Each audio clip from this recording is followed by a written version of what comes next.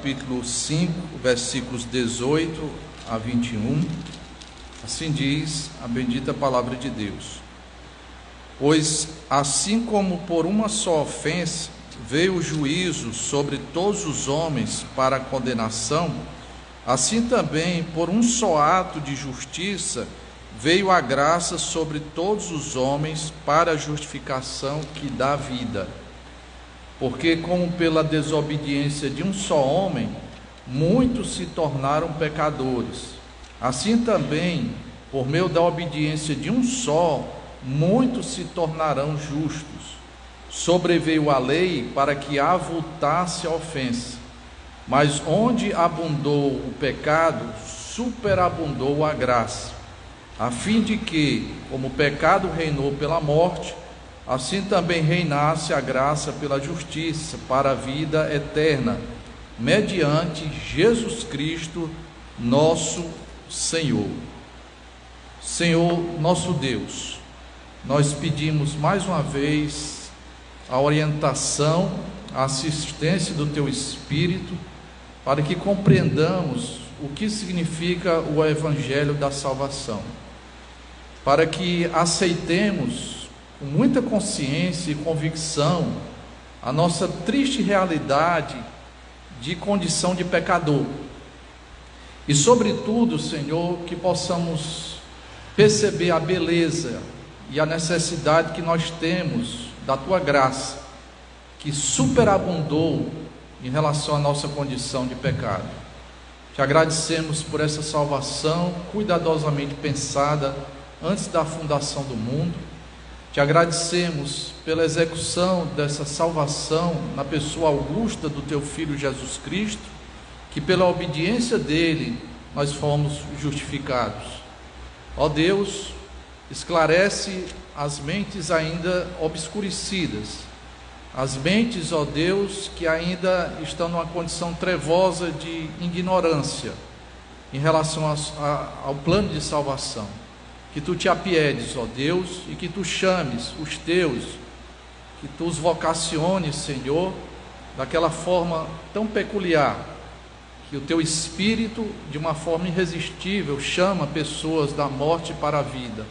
Faze isso, Senhor, através da proclamação do Teu Evangelho, da Tua palavra neste momento. Ouve-nos, ó Deus, pois nós te pedimos tudo isso, confiados na mediação do nosso Senhor e Salvador Jesus Cristo. Amém.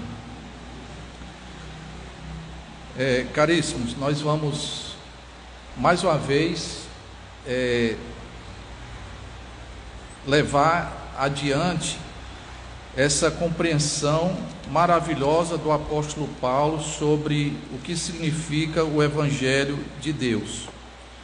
E eu queria convidá-los, antes de nós examinarmos o texto que nós acabamos de ler, é importante sempre a gente fazer uma espécie de passeio de drone, passeio por cima, uma visão panorâmica de todo o livro, especialmente do que nós já vimos até agora.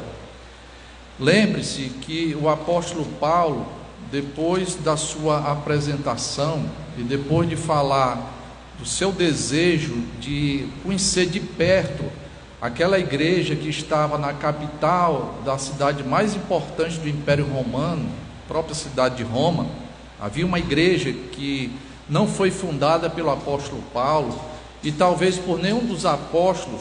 Talvez o que aconteceu lá é que alguém no dia de Pentecostes ouviu a apresentação do Evangelho, naquele derramamento do Espírito Santo de Deus, onde as línguas, idiomas falados foram apropriados como um dom de Deus naquele momento, e muitas pessoas de várias nações que estavam ali no dia de Pentecostes ouviram essa palavra, e ao cessar daquela festa judaica, voltaram para as suas cidades, e ali provavelmente Roma abrigou no seu seio a igreja de Jesus Cristo. O apóstolo Paulo, ele tinha a pretensão de receber o apoio da igreja de Roma para anunciar o Evangelho também na Espanha. Isso ele vai dizer um pouco mais adiante nesta epístola. O apóstolo Paulo tinha uma alma missionária incansável, e ele sentiu necessidade de falar detidamente sobre o Evangelho, sobre os ensinamentos que ele anunciava em todo o mundo. Infelizmente, o apóstolo Paulo foi alguém muito difamado. A sua mensagem foi distorcida pelos inimigos da fé, e é por isso que ele, nessa epístola, vai nos trazer esclarecimentos sobre o que significa o Evangelho. Nos versículos 16 e 17 do primeiro capítulo, ele anuncia esse tema.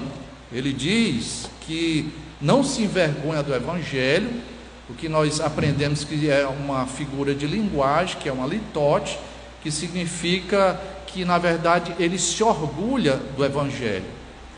Por que ele se orgulha do Evangelho? Porque é o poder de Deus para a salvação de todo aquele que crê, primeiro do judeu e também daquele que não é judeu, que ele chama aqui de grego, tá?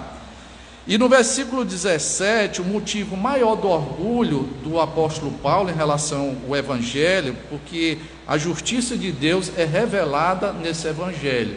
Ele usa até uma expressão lá no original que é Apocalipse, né, que foi traduzido aqui como revelação. Então o Evangelho de Deus está revelado, inclusive nessa epístola que o apóstolo Paulo escreve. Então ele fala aqui do tema que ele pretende discorrer, o Evangelho de Deus. Me permita também fazer aqui uma comparação com o mito grego, que era um mito de Teseu. Teseu foi aquele personagem auxiliado por Ariadne, que recebeu das mãos daquela mulher um novelo de lã para não se perder no labirinto lá do Minotauro. Então, por assim dizer, me permita essa ilustração, que nós estamos aqui como Teseu para não nos perdermos no labirinto da argumentação do apóstolo Paulo. A gente precisa desse novelo de lã. Esse novelo de lã é o Evangelho. Não percam o fio da meada, porque toda a argumentação do apóstolo Paulo é explicando o que significa o Evangelho e qual é o desdobramento deste ensinamento do apóstolo Paulo, tá? Então perceba que quando ele anuncia o Evangelho, ele vai tratar da gloriosa doutrina da justificação pela fé somente. Antes dele anunciar isso, desde o versículo 18 do capítulo 1, ele usa a seguinte metodologia. Antes dele apresentar a solução de salvação através da justificação pela fé, é necessário que ele demonstre qual é a situação do homem fora de Cristo. Aí ele diz que Deus está irado, a ira de Deus se revela contra toda a impiedade e perversão dos homens, né? Essa é a resposta de Deus em relação ao pecado do mundo. Então ele vai demonstrar que tanto pessoas que tinham o privilégio de ter as escrituras na sua mão direita, que era o caso dos judeus, quanto aquelas pessoas que não tinham as escrituras do Antigo Testamento, eram gentios, todos estão nivelados por baixo, todos têm uma carência profunda da obra de Cristo Jesus, todos precisam ser justificados. Aí no capítulo 3, a partir do versículo 21, ele define a doutrina da justificação pela fé. É um ato declarativo de Deus, no qual ele nos recebe como justos, como se jamais tivéssemos pecado antes, e tudo isso pela obra de Cristo, que ele chama de justiça de Cristo, que foi imputada, que foi colocada na nossa conta. É assim que Deus salva uma pessoa. No capítulo 4, ele ilustrou através de dois personagens respeitadíssimos pelos judeus, que foi o rei Davi e que foi o patriarca Abraão. Ambos também desfrutaram dessa maneira de Deus salvar o ser humano, que é a justificação pela fé. Capítulo 5, o apóstolo Paulo, ele falou sobre as consequências de quem é justificado, tem acesso à graça, agora está na condição de filho de Deus, tem uma esperança maravilhosa de que o melhor está por vir. Até as tribulações para aquele que é justificado tem um processo pedagógico muito importante, porque é através das tribulações que nós temos um espírito amadurecido, nós temos a perseverança, a paciência, que diante de todo o sofrimento, Deus está nos moldando para algo melhor. E a partir do versículo 12, do capítulo 5, o apóstolo Paulo, ele vai novamente trabalhar a doutrina da justificação pela fé, em termos de dois personagens históricos, um chamado Adão e outro Cristo. E perceba a maneira como ele vai tratar desse assunto. Voltemos para o capítulo 5. Ele começa dizendo no versículo 12, ele começa a discorrer sobre isso. No versículo 13 e 14, ele faz um parêntese. Interessante que existem algumas versões da Bíblia que você vai encontrar justamente um parêntese, né? O que é o 13 e 14? Ele está tentando explicar melhor o que ele acabou de falar. O apóstolo Paulo era assim, às vezes ele anuncia o que ele pretende discorrer, aí ele sente necessidade de imediato de explicar melhor o que ele acabou de dizer. Os versículos 16 e 17 é um outro parêntese, é um parêntese dentro do parêntese.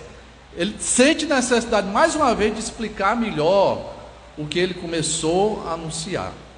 Aí, irmãos, no versículo 18, ele retoma o que ele começou a falar no versículo 12. O que é que ele falou até agora? Que existem esses dois personagens, Adão e Cristo, e que cada um deles tem algo em comum. Existe uma similaridade entre esses dois personagens.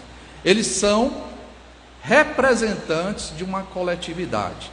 Adão é o representante de todo ser humano que já pisou nesse mundo e que ainda haverá de nascer. Todos somos filhos de Adão. Todos, de alguma forma, fomos representados em Adão, lá no Jardim do Éden. De tal forma que o que aconteceu com Adão, que foi a desobediência, isso gerou consequências, não somente para ele, mas para todo o gênero humano. Com Cristo vai acontecer algo parecido. O Senhor Deus, na sua soberania, no seu afã de trazer salvação, ele instituiu um novo cabeça federal, que foi Jesus Cristo. Agora, o que é comum entre esses dois personagens para por aí. Ao mesmo tempo que ele faz uma comparação, ele vai fazer também um contraste. Ele vai contrastar o que aconteceu com Adão e vai contrastar o que aconteceu com Jesus Cristo. Então nós temos, por assim dizer, essa visão panorâmica, essa visão geral de tudo que nós vimos até agora no livro de Romanos. Agora vejamos a passagem deste momento, versículo 18. Pois, assim como por uma só ofensa veio o juízo sobre todos os homens para a condenação, assim também por um só ato de justiça veio a graça sobre todos os homens, para a justificação que dá vida. Então, novamente aqui o contraste, né? O que aconteceu com Adão, uma só ofensa de Adão, isso gerou uma condição perigosa para todas as pessoas desse mundo. Todos nós estamos, por assim dizer, esperando o momento, uma espécie de antessala do tribunal divino que há de acontecer no último dia, quando Jesus Cristo voltar novamente a esse mundo, fisicamente haverá prestação de contas, e por o que aconteceu com Adão, e por estarmos ligados a Adão, a ofensa dele gerou juízo, e juízo para condenação. Não haverá possibilidade de salvação se as pessoas continuarem ainda unidas com Adão, ainda estarem ligadas de alguma forma ao primeiro cabeça federal da raça humana. E o contraste apresentado aqui é que por um só ato de justiça, não nosso, é bom que nós frisemos isso, porque ainda as pessoas insistem em pensar que a nossa justiça pode de alguma forma contribuir para a nossa salvação. Não é o ato de justiça nosso, é o ato de justiça do segundo cabeça federal, que é Cristo Jesus. Se o primeiro ato trouxe uma expectativa horrível de juízo que vai levar à condenação eterna, o ato de justiça do segundo Adão, que é um ato de gracioso, vai trazer justificação que dá vida para aqueles que não estão mais unidos em Adão, mas que estão unidos em Cristo. Versículo 19, nós temos a explicação do versículo 18, por isso que ele começa com porquê.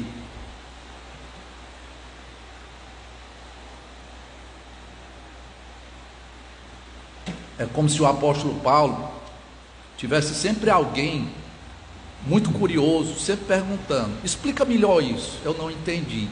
Versículo 19, eis a explicação: porque pela desobediência de um só homem, muitos se tornaram pecadores. Eu chamo a atenção para o verbo tornar-se.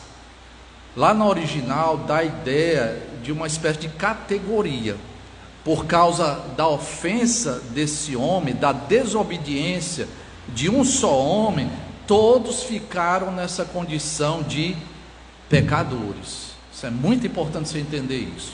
Mesmo uma criancinha que ainda não tem consciência, ainda não tem a maturidade suficiente, inclusive cognitiva e volitiva, para tomar as suas decisões, essa criança foi representada por Adão, e a desobediência de Adão respingou, inclusive nos infantes, tornando-as pecadores, colocando-as na condição de pecadores.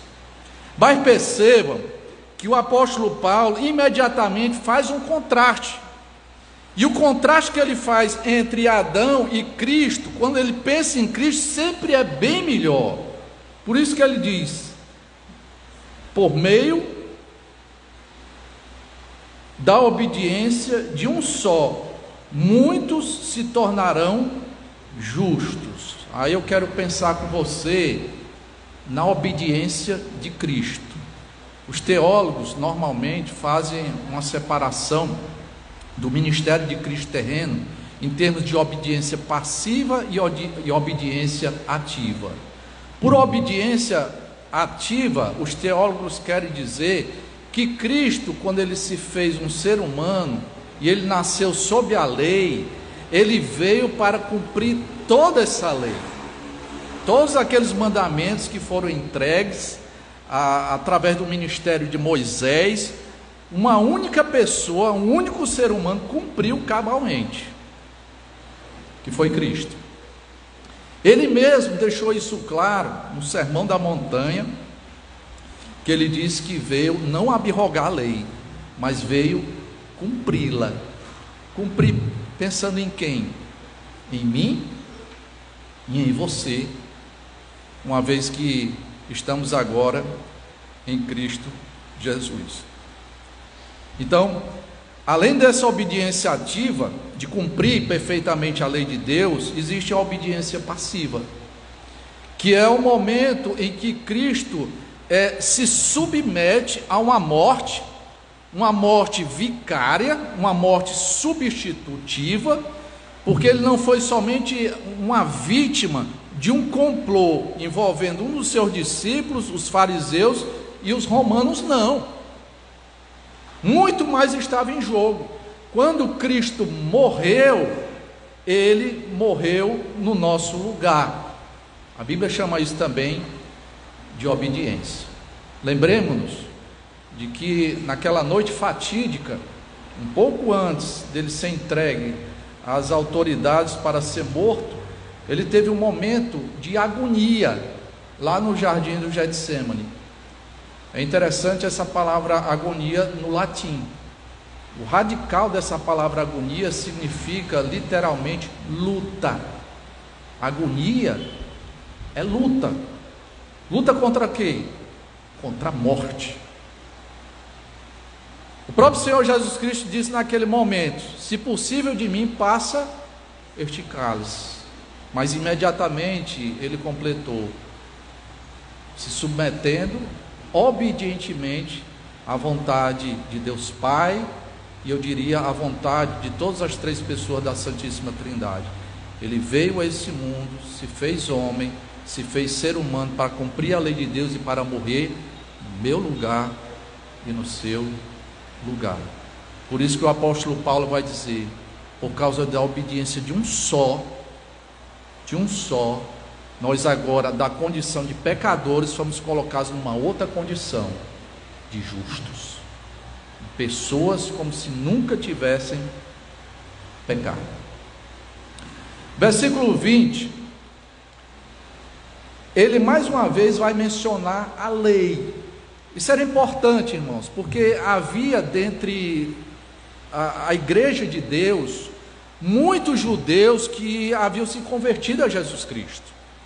Então a questão da lei sempre foi muito sensível para os judeus. Eles ficavam se perguntando: bem, você mencionou aí dois personagens, Adão e Cristo, e Moisés não seria um terceiro personagem? Moisés não foi tão importante porque através de Moisés chegou a bendita lei do Senhor? Eram questões que apareciam. Por isso que o apóstolo Paulo, ele menciona no versículo 20 uma das funções da lei. Por que a lei foi colocada nesse mundo? Sobreveio a lei para que avultasse a ofensa. Olha que coisa interessante. O apóstolo Paulo em Romanos já havia dito que a lei não serve para a salvação de ninguém. E agora ele vai deixar claro que a lei veio para agravar mais ainda a situação da ofensa e do pecado. Por que Deus mandou a lei? Para que a ofensa tomasse maior corpo. Como assim? Irmãos, nós só sabemos que o pecado é algo detestável, é algo preocupante por causa da lei. A lei nos ajuda a entender que todo pecado é uma transgressão contra a lei de Deus. A Bíblia diz lá: você deve honrar o seu pai e sua mãe. Isso caracteriza muito bem que todo homem deveria tributar a devida honra e cuidado aos seus pais. E quando isso não acontece, nós percebemos que é uma transgressão da lei de Deus. O homem também deve zelar pelo o bom andamento da sua casa, numa fidelidade que deve durar toda uma vida para com seu cônjuge. Por isso que a lei diz lá: não adulterarás. A lei também diz: você tem que respeitar a propriedade do próximo. Aí a lei diz: não roubarás. No entanto, isso era só para conscientizar as pessoas, porque nós temos roubo, nós temos promiscuidade, nós temos falta de respeito, falta de cuidado para com os pais, o nome de Deus não é honrado, o nome de Deus é criticado em todos os momentos da vida do ser humano. Deveria se honrar um dia para nós cessarmos das nossas atividades, 6 dias de trabalho, entretenimento, e um dia para nós dedicarmos a Deus, quando no Antigo Testamento era o 7º dia. Com o advento de Cristo, a ressurreição de Cristo, ficou o primeiro dia da semana, e tudo isso sistematicamente é descumprido por nós. A lei é para nos conscientizar da gravidade do pecado. Foi por isso que Deus deu a lei, não para salvar, mas para mostrar o quão ofensivo é a quebra da lei por causa do pecado. Mas tem algo maravilhoso aqui no versículo 20, conjunções adversativas na Bíblia, que bênção, irmãos. Se a situação era essa, a lei não nos ajuda, só agrava a situação.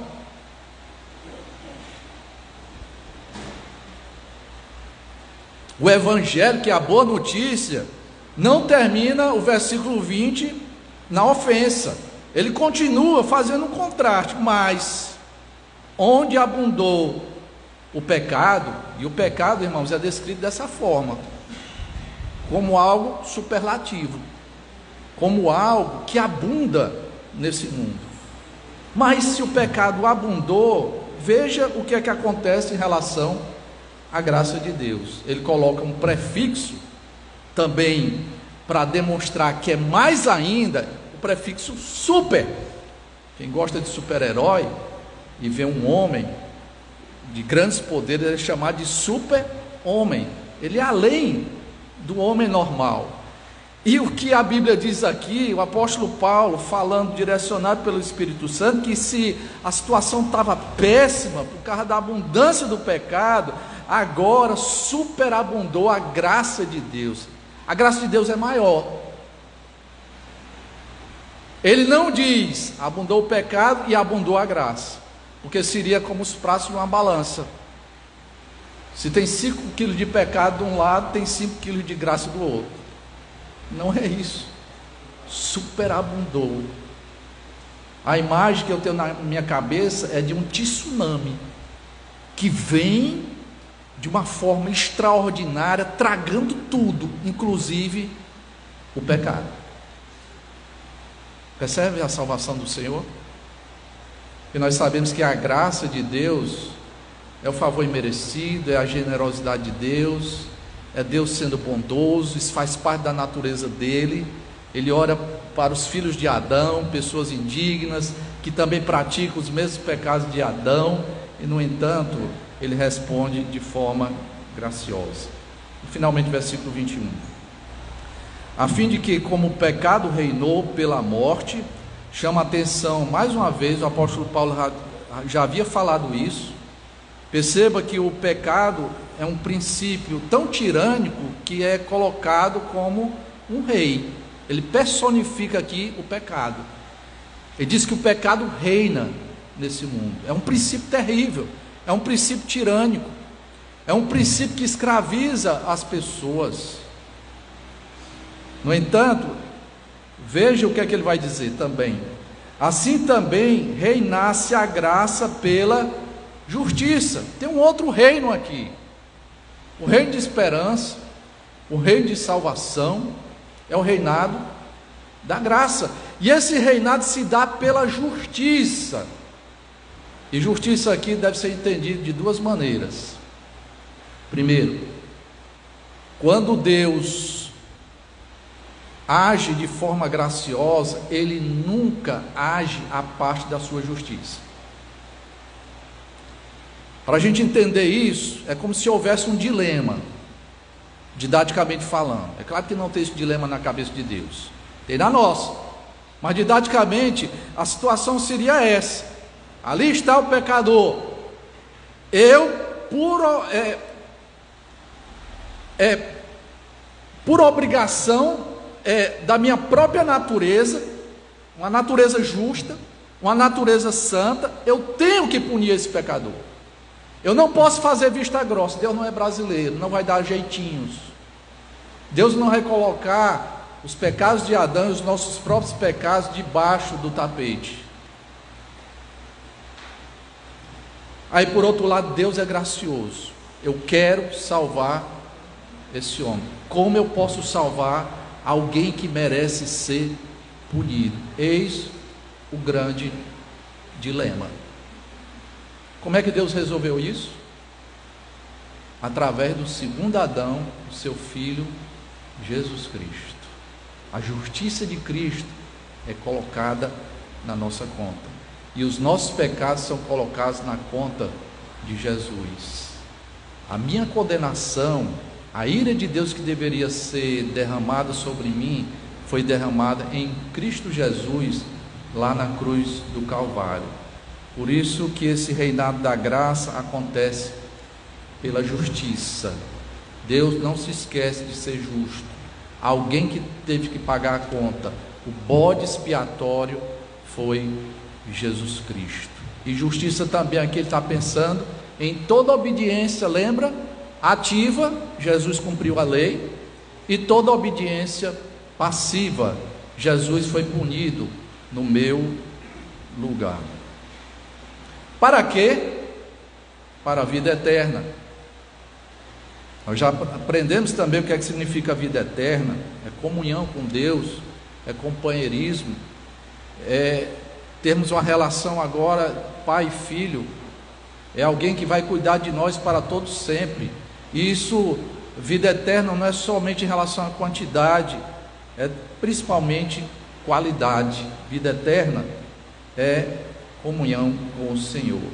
E aí ele atinge o clímax. É impressionante como o apóstolo Paulo, ao finalizar o capítulo 5 de Romanos, já mencionou o nome de Jesus várias vezes. O nome de Jesus na boca do apóstolo Paulo era doce. E eis aqui que tudo isso se deve a essa pessoa tão importante, tão central, Jesus Cristo. Ele deixa claro: nosso Senhor.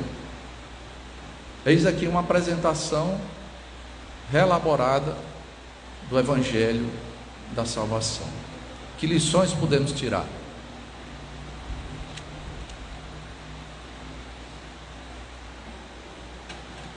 Primeiro,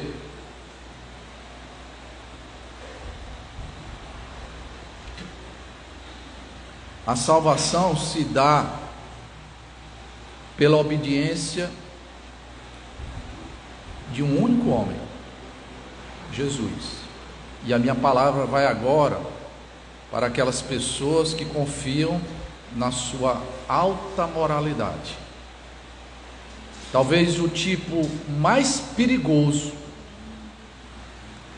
é aquele indivíduo que olha para si e diz assim: eu sou uma pessoa tão calma, eu sou uma pessoa do trabalho para casa, eu sou uma pessoa que não tenho grandes vícios, eu sou um bom pai ou um bom filho, eu sou um bom marido, e confia nisso. A salvação não é pela sua obediência, a salvação é pela obediência de Cristo. E quando você confia em si mesmo, você não teve uma percepção ainda da gravidade da sua condição diante de Deus. Você é pecador, você está em Adão, você precisa ser retirado de lá e ficar não no vácuo, não no limbo espiritual, mas você precisa estar em Cristo Jesus, porque pela obediência dele, exclusivamente dele, é que você terá uma nova realidade da condição de pecador para a condição de justo diante de Deus. A minha segunda palavra vai para aqueles que fazem uma verdadeira confusão em relação à obra de Cristo, e que de alguma forma algo que só Cristo fez é colocado como sendo feito de uma outra pessoa. Novamente eu insisto, o nome que aparece aqui, vantajoso, cheio de honra, cheio de glória, como Salvador e como Senhor, não é nenhum outro nome. A obediência não de outra pessoa a não ser de Jesus Cristo. Nós aprendemos que não é a sua obediência, mas outras pessoas acham que é a obediência de uma outra pessoa que concorre para a nossa salvação. Como assim? Há ainda, infelizmente, gente que acha que precisa da mediação dos santos. Isso é uma blasfêmia contra Deus. Há pessoas que olham para Maria E Maria é uma pessoa que deve ser respeitada por todos nós, pelos evangélicos como um todo. Foi uma mulher que cumpriu no plano de salvação de Deus uma função muito específica. Ela abrigou no seu ventre o Salvador do mundo, o Salvador da igreja, o Salvador dela mesma.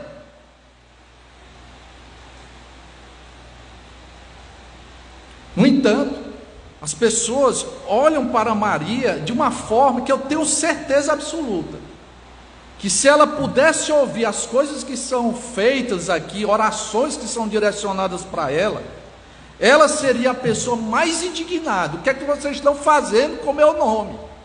Isso é uma infâmia. O que é que vocês estão fazendo em relação à obra de Cristo? Somente Ele, através da sua obediência, que me salva. Eu precisei dele. Eu abriguei no meu ventre o meu próprio Salvador. Cuidado com isso. Cuidado com isso.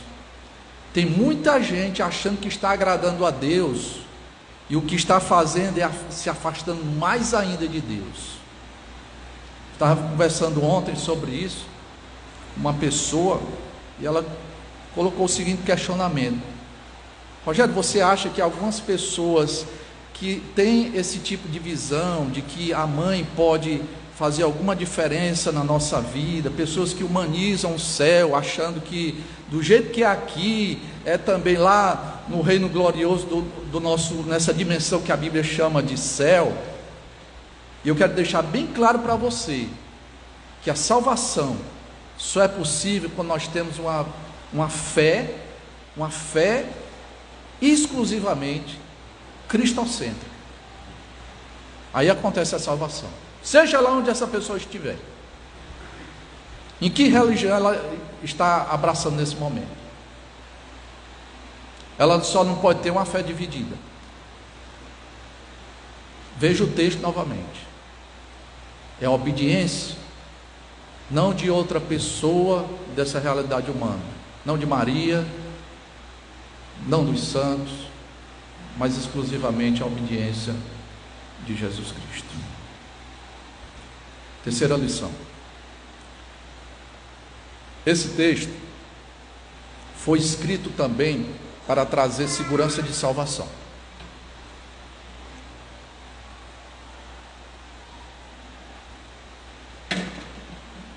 Repare que quando você sai do primeiro cabeça federal para o segundo, que foi Cristo, essa obra não pode ser desfeita.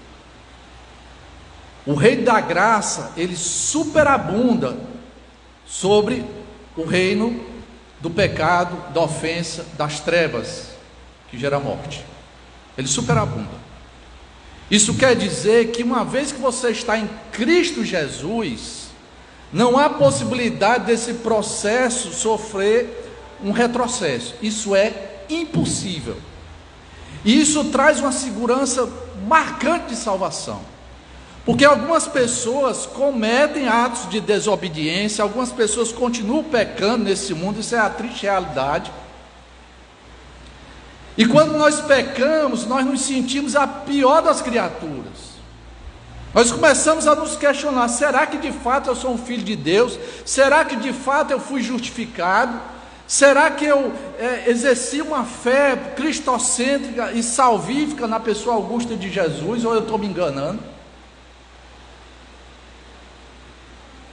E eu quero novamente frisar: essa insegurança acontece porque você está olhando para a sua obediência.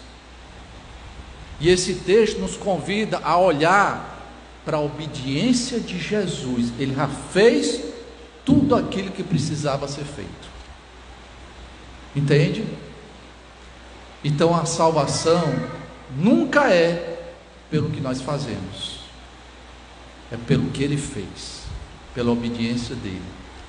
Uma vez que você creu em Jesus Cristo, se deleite nessa doce segurança de salvação. Você não está mais em Adão, você está em Cristo Jesus. E a salvação de Cristo, irmãos, é perfeita. Ninguém vai cair da graça. Ninguém foge do reino da graça. Louvado seja o nome de Jesus. Por isso que Paulo fala tanto de Jesus. Ele é a nossa confiança, Ele é a nossa esperança. Que Deus nos abençoe. Amém. Quem desejar pode orar.